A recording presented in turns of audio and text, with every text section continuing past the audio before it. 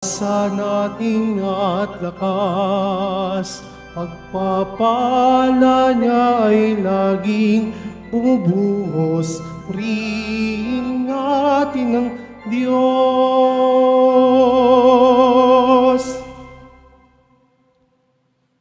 Sa ngalan ng Ama at ng Anak at ng Espiritu Santo, Amen. ang pagpapala ng ating Panginoong Hesukristo, ang pag-ibig ng Diyos Ama, at ang pagkikipagkaisa ng Espiritu Santo, naway sumainyong lahat. At sumayo rin. Panginoong Hesus, Ikaw ang aming lakas at kagalingan. Panginoon, kaawaan mo kami. Panginoon, kaawaan mo kami. Panginoong Hesus, Ikaw ang aming liwanag at pag-asa. Kristo, kaawaan mo kami. Kristo, kaawaan mo kami. Panginoong Hesus, Ikaw po ang aming kapahingahan at kapayapaan. Panginoon, kaawaan mo kami. Panginoon, kaawaan mo kami. Kaawaan tayo ng mga pangyarihang Diyos, patawarin tayo sa ating mga kasalanan, at patnubayan tayo sa buhay na walang hanggan. Amen. Manalangin tayo.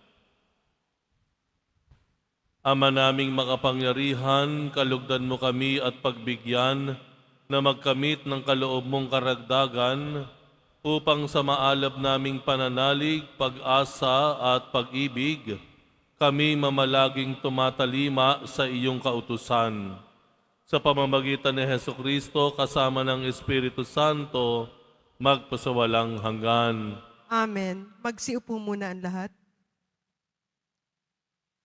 Pagbasa mula sa aklat ng Exodo. Mula sa Elim, nagpatuloy sa paglalakbay ang mga Israelita at 15 ng 2 buwan nang sila'y dumating sa ilang ng Sin, sa pagitan ng Elim at Sinai. Ang mga Israelita ay nagreklamo kina Moises at Aaron. Sinabi nila, mabuti pa sana'y pinatay na kami ng Panginoon sa Ehipto. Doon, nakakakain kami ng karne at tinapay hanggang gusto namin. Dito naman sa ilang na pinagdalhan ninyo sa amin, mamamatay kami sa gutom. Sinabi ng Panginoon kay Moises, pauulanan ko kayo ng tinapay mula sa langit. Araw-araw, palalabasin mo ng bahay ang mga tao para mamulot ng kakanin nila sa maghapon. Sa pamamagitan nito'y susubukin ko kung hanggang saan nila susundin ang aking mga tagubilin. Tuwing ika-6 na araw, doble sa karaniwan ang kanilang pupulutin at ihahanda. Sinabi ni Moises kay Aaron, ang buong bayan ay paharapin mo sa Panginoon sapagkat narinig niya ang kanilang reklamo. Nang sabihin ito ni Aaron, ang buong bayan ay humarap sa Panginoon sa gawin ng disyerto at bigla na lamang nilang nakita sa ulap ang kaningningan ng Panginoon. Sinabi niya kay Moises, narinig ko ang reklamo ng mga Israelita. Sabihin mo sa kanila na pagtakip silim, bibigyan ko sila ng karne. Sa umaga, bibigyan ko sila ng tinapay hanggang gusto nila. Sa gayoy, malalaman nilang ako ang Panginoon, ang kanilang Diyos. Nang magtakip silim, dumagsa sa kampo ang napakaraming pugo. Kinaumagahan naman ay makapal na ang hamog sa paligid ng kampo.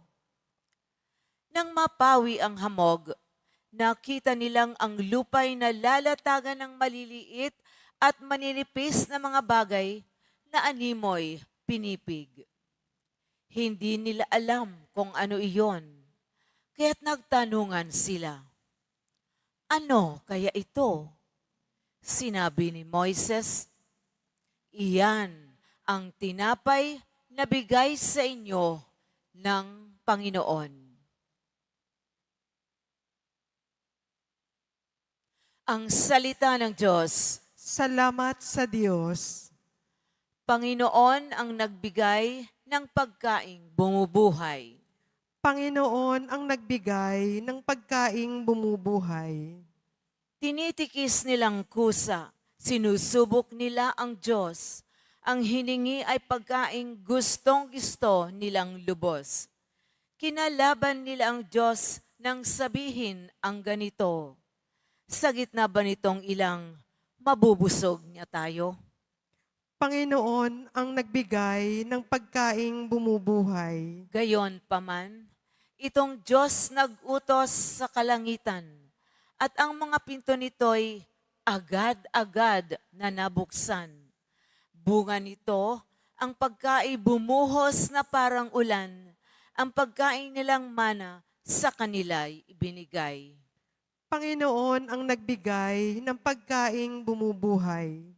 Ang kaloob na pagkain ng mga anghel, hindi sila nagkukulang, masagana kung dumating. Yung ihip ng amihan ay siya rin ang nag-utos, sa taglay na lakas niya'y dumating ang hanging timog. Panginoon ang nagbigay ng pagkaing bumubuhay. Ang pagkain nilang karne, masaganang dumarating. Makapal na mga ibon, na sindami ng buhangin. Sa gitna ng kampo nila ay doon na bumabagsak sa palibot niyong tolda, doon nila tinatanggap. Panginoon ang nagbigay ng pagkaing bumubuhay. Magsitayo na po ang lahat.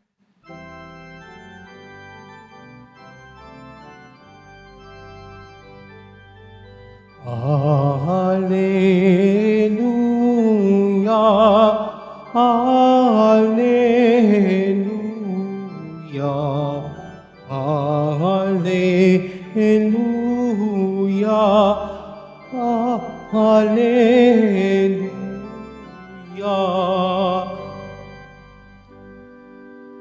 Salita ng Diyos ang buto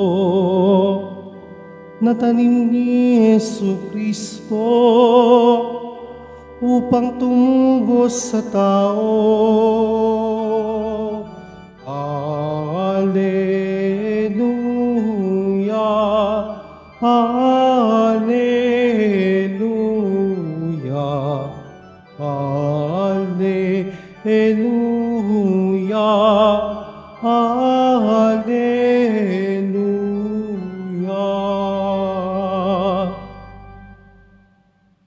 Sumainyo ang Panginoon. At sumaiyo rin. Ang mabuting balita ng Panginoon ayon kay San Mateo. Papuri sa iyo, Panginoon. Noong ding araw na iyon, si Jesus ay lumabas ng bahay at naupo sa tabi ng lawa. Pinagkalipumpunan siya ng makapal na tao, kaya sumakay siya sa isang bangka at doon naupo. Nasa dalampasigan naman ang mga tao at nagturo siya ng maraming bagay sa pamamagitan ng mga talinghaga. May isang magsasakang lumabas upang maghasik. Sa kanyang paghahasik ay may binhing nalaglag sa tabi ng daan. Dumating ang mga ibon at tinuka ang mga iyon. May binhi namang nalaglag sa kabatuhan, sapagkat manipis lang ang lupa roon, sumibulagad ang binhing iyon. Ngunit nang mabilad sa matinding sikat ng araw ay natuyo. Palibhasay walang gaanong ugat. May binhi namang nalaglag sa dawagan. Lumago ang mga dawag at iniinis ang mga iyon. Ngunit ang binhing nalaglag sa mabuting lupa ay nag-uhay. May tigsa sa daan, may tig-aanimpu, at may titig-30 butil ang bawat uhay.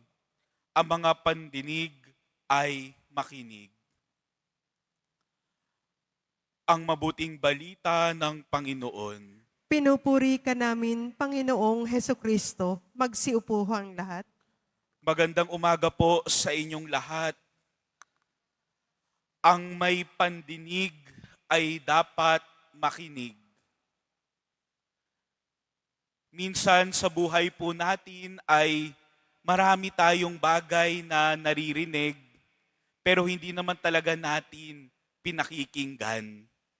Alam po ninyo, isa sa mga bagay na maaring sumubok po ng aking pasensya ay kapag merong ibang mga tao lalapit, sasabihin nila, pwede ba pong humingi ng payo?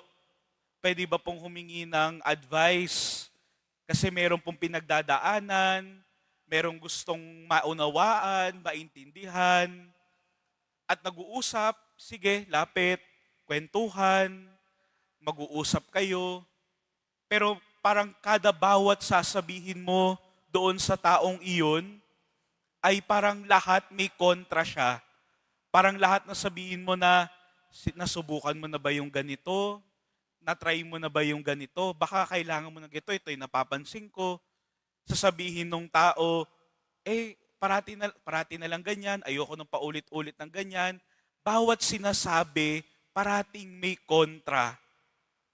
Sa loob-loob ako, lumapit ka pa.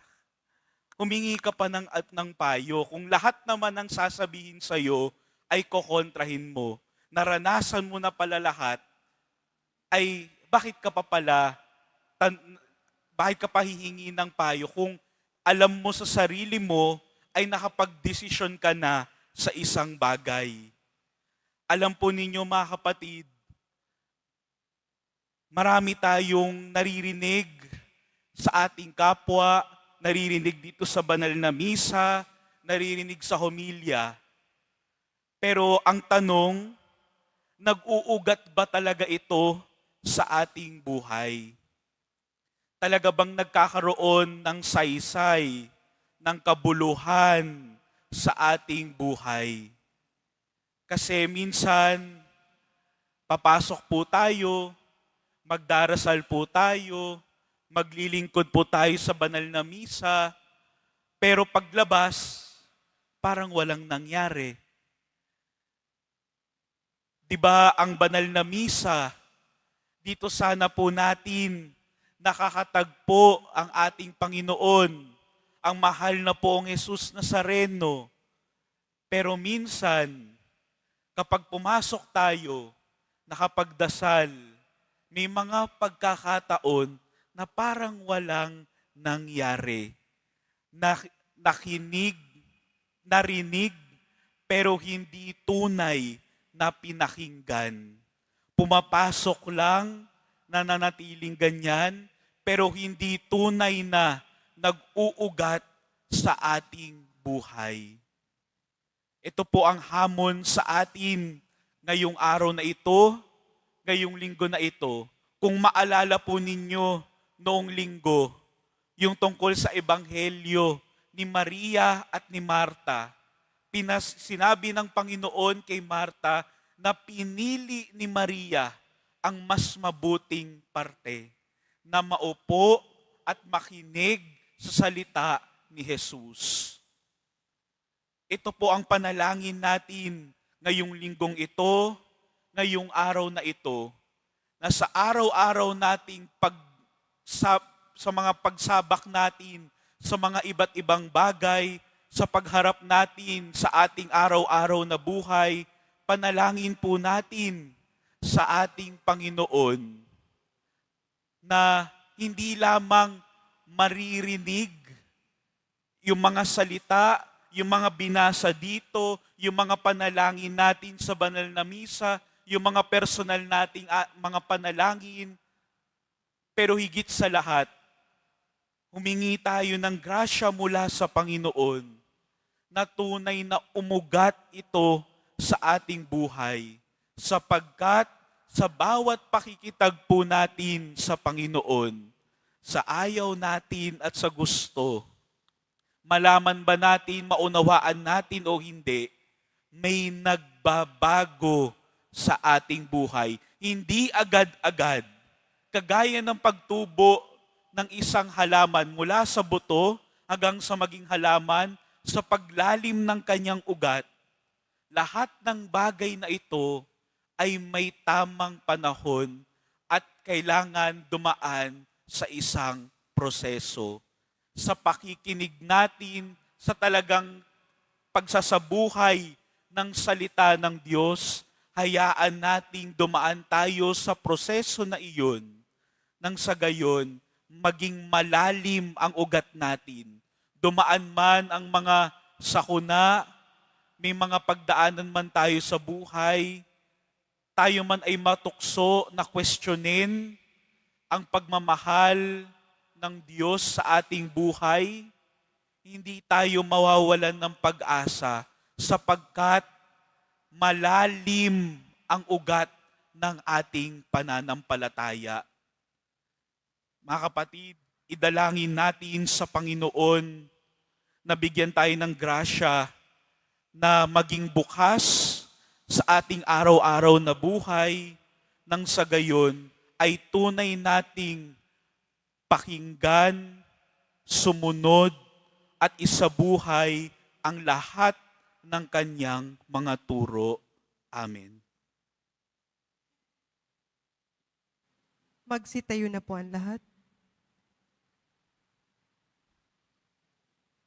Minamahal kong mga kapatid, sabihin natin sa Diyos ang ating pagnanais sa isang mayamang ani sa mundo habang ating nasasalamin ang hindi matabang lupa sa ating buhay. Panginoon, gawin mong mabunga ang aming buhay. Panginoon, gawin mong mabunga ang aming buhay. Ang simbahan naway magbunga ng mayamang ani sa pamamagitan ng katapatan at dedikasyon ng kanyang mga lingkod. Manalangin tayo. Panginoon, gawin mong mabunga ang aming buhay. Ang ani ng katarungan naway magbuhat sa hindi makasariling paggawa ng mga pinuno, mambabatas at hukom ng gobyerno. Manalangin tayo. Panginoon, gawin mong mabunga ang aming buhay. Ang mga magsasaka na nagpapagal sa bukid, naway umani ng bunga ng kanilang paggawa at makatulong sa kauunlad ng sambayanan. Manalangin tayo. Panginoon, gawin mong mabunga ang aming buhay. Ang mga may sakit na nahihirapan sa mga kasawian sa buhay, naway masiyahan sa ani ng pagpapalakas loob mula sa kanilang mga kaibigan at komunidad. Manalangin tayo. Panginoon, gawin mong mabunga ang aming buhay. Ang mga tapat na yumao, naway makarating sa kanilang walang hanggang tahanan.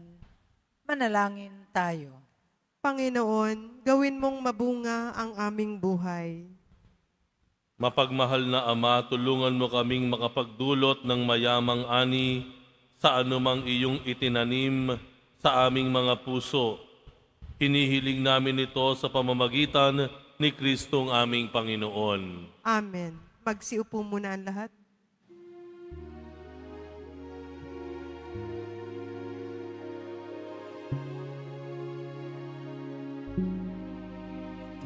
Tanggapin niyo, Diyos naming Ama, na kayanan naming alay sa iyo. Galing din po sa inyo mga biyaya na ito, tinapay at alak mula sa aming ani. Inyo po nawa itong ikaligaya, kung mamarapatin po sila inyong gawin. Katawan at dugo ng inyong anak, minamahal naming Jesus. Minamahal naming Jesus. Magsitayo na po ang lahat. Manalangin kayo mga kapatid upang ang paghahain natin ay kalugdan ng Diyos amang makapangyarihan. Tanggapin nawa ng Panginoon itong paghahain sa iyong mga kamay sa kapurihan niya at karangalan sa ating kapakinabangan at sa buong sambayanan niyang banal. Ama naming dumikha, lahat ng iyong mga paghahaing ipinag-utos noong araw ay iyong pinagtibay sa isang haing hantungan ng tanan. Tanggapin ang ginaganap ngayon ng iyong mga lingkod at basbasan mo ito ng kabanalang gaya ng iyong kaloob sa mga alay ni Abel na lubha mong ikinalugod upang ang mga handog ng bawat isang nagbigay para sambahin ang banal mong ngalan ay magkamit ng karagdagan mong kasiyahan. Sa pamamagitan ni Hesukristo, kasama ng Espiritu Santo, magpasawalang hanggan. Amen. Sumainyo ang Panginoon. At sumaiyo rin, Itaas sa Diyos ang inyong puso at diwa. itinaas na namin sa Panginoon. Pasalamatan natin ang Panginoong ating Diyos. Marapat na siya ay pasalamatan. Ama naming makapangyarihan, tunay ngang marapat na ikaw ay aming pasalamatan. Pinagbibigyan mong ito ay aming maihayag, kahit na ito ay walang anumang maidaragdag, sa kadakilaang sa iyo ay likas. Sa pagpupuri namin ay ang nakikinabang, ay kami ring iyong pinakikiharapan sa pamamagitan ng iyong anak na minamahal. Kaya kaisa ng mga anghel na nagsisiawit ng papuri sa iyo nang walang humpay sa kalangitan, kami nagbubuni sa iyong kadakilaan. Santo, Santo, Santo, Panginoong Diyos ng mga hukbo, napupuno ang langit at lupa ng kadakilaan mo, o sana sa kaitaasan. Pinagpala ang naparirito sa ngalan ng Panginoon, o sana sa kaitaasan. Magsiluhod po ang lahat. Ama naming banal, ikaw ang bukal ng tanang kabanalan, kaya't sa pamamagitan ng iyong Espiritu gawin mong banal ang kaloob na ito, upang para sa amin ay maging katawan at dugo ng aming Panginoong Hesukristo. Bago niya pinagtiis ang kusang loob na maging handog, hinawakan niya ang tinapay. Pinasalamatan kaniya, pinaghati-hati niya yon. Iniabot sa kanyang mga alagad at sinabi, tanggapin ninyong lahat ito at kanin, ito ang aking katawan na yahandog para sa inyo.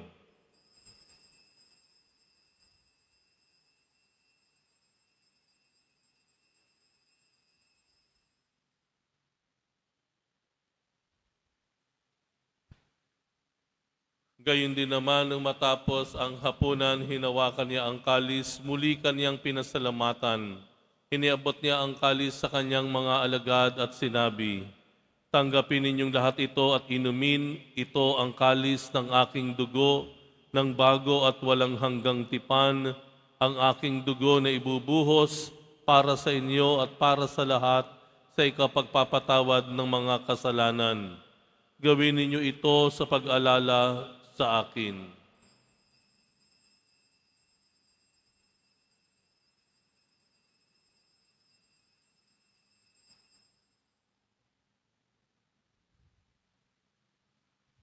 Magsitayo na po ang lahat. Ipagbunyi natin ang misteryo ng pananampalataya. Si Kristo'y namatay, si Kristo'y nabuhay, si Kristo'y babalik sa wakas ng panahon. Ama, ginagawa namin ngayon ang pag-alala sa pagkamatay at muling pagkabuhay ng iyong anak, kaya't iniaalay namin sa iyo ang tinapay na nagbibigay buhay at ang kalis na nagkakaloob ng kaligtasan. Kami nagpapasalamat dahil kami iyong minarapat na tumayo sa harap mo para maglingkod sa iyo. Isinasamo namin kaming magsasalo-salo sa katawan at dugo ni Kristo ay mabuklod sa pagkakaisa sa pamamagitan ng Espiritu Santo. Ama, lingapin mo ang iyong simbahang laganap sa buong daigdig. Puspusin mo kami sa pag-ibig kaisa ni Leon na aming Papa at ni Jose na aming Arsobispo at ang Tanang Kaparian.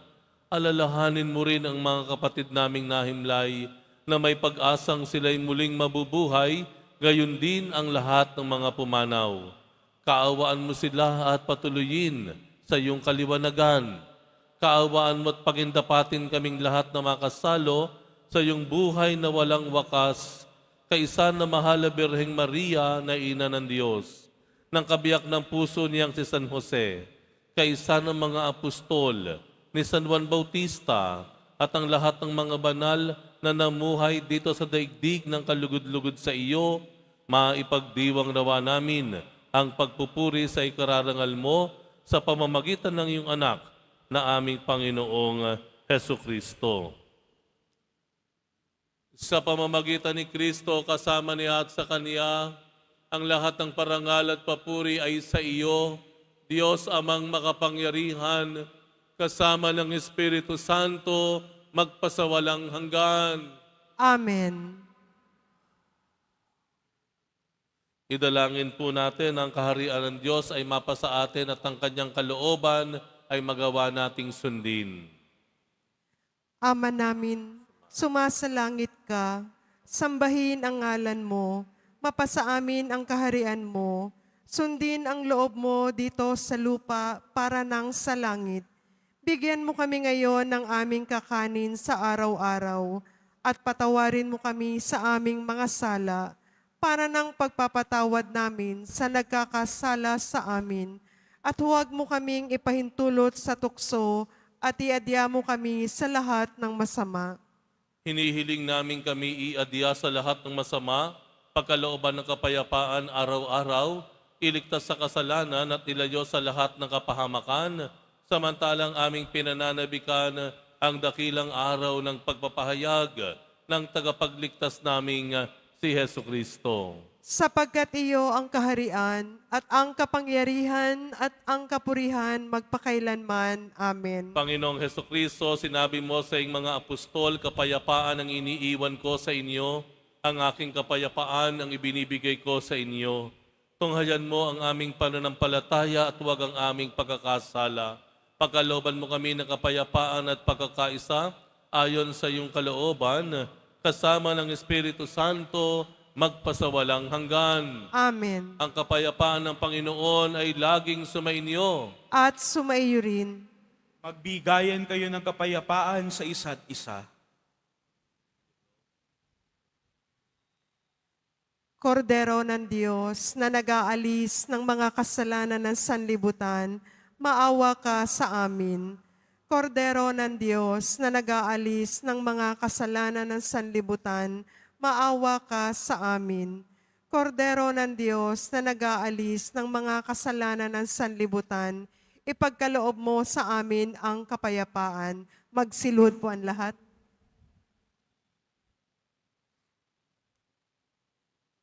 Ito ang kordero ng Diyos, ito ang nag-aalis ng kasalanan ng sanlibutan, mapalad ang mga inaanyayahan sa kanyang piging. Panginoon, hindi ako karapat-dapat na magpatuloy sa iyo, ngunit sa isang salita mo lamang ay gagaling na ako.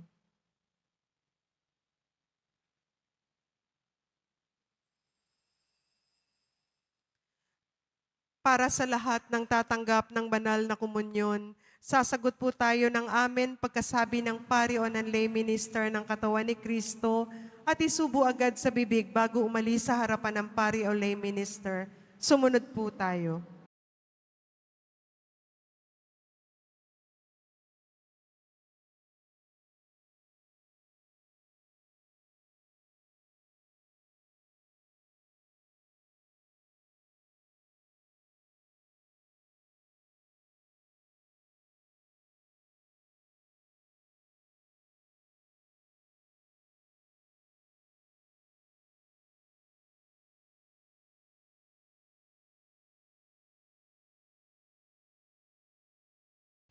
Magsitayo po ang lahat. Sumainyo ang Panginoon. At sumaiyo rin. Manalangin tayo. Ama naming mapagmahal, manatili kang kapiling ng iyong sambayanan na ngayoy pinapakinabang mo sa iyong sariling buhay at gawin mong kami pasulong na makahakbang mula sa dati naming pagkamakasalanan patungo sa pagbabagong nagdudulot ng iyong kabutihan. Sa pamamagitan ni Heso Kristo, kasama ng Espiritu Santo, magpasawalang hanggan. Amen. Sumainyo ang Panginoon. At sumaiyo rin. Mahal na poong Jesus Nazareno, inihayag mo sa pamamagitan ng krus ang walang maliw na pag-ibig ng Diyos sa sangkatauhan. Pakinggan mo ang kahilingan, lalo na para sa mga nangangailangan ng iyong tulong at awa. Makamtan nawa namin ang iyong kasagutan na may utang na loob na tinatanaw. Basbasan din po ninyo itong mga imahen at dasalan upang lalo kaming manalangin at magtiwala. Sa pamamagitan ng bendisyon na ito, naway lalo kaming maging mapaglingkod, masunurin at tapat sa iyo na aming malawalhating Panginoon, magpasawalang hanggan. Amen. At pagpalain kayong lahat ng makapangyarihang Diyos, Ama at Anak at Espiritu Santo. Amen. Humayo kayong taglayang kapayapaan ng Poong Jesus Nazareno. Salamat sa Diyos.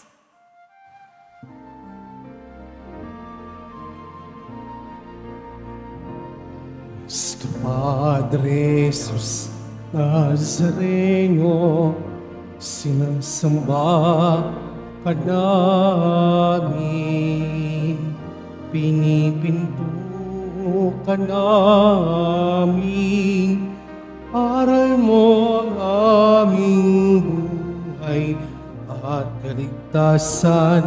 Nuestro Padre Jesus Nazareno, iligtas mo kami sa kasalanan.